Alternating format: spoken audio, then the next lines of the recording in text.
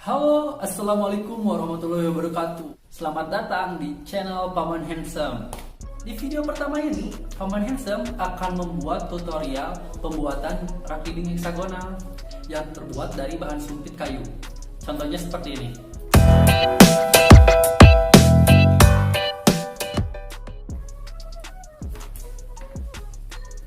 Nah, seperti ini kawan. Keren bukan? Sebelum lanjut, jangan lupa klik tombol subscribe dan klik tombol loncengnya agar kalian dapat notifikasi. Gak usah banyak basa-basi, langsung saja.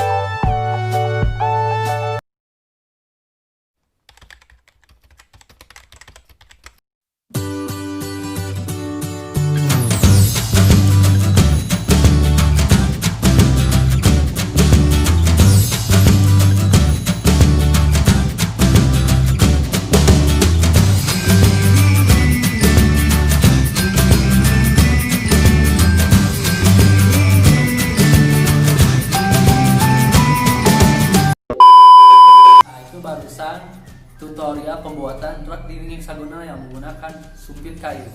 Untuk yang telah subscribe, Paman Handsome mengucapkan terima kasih.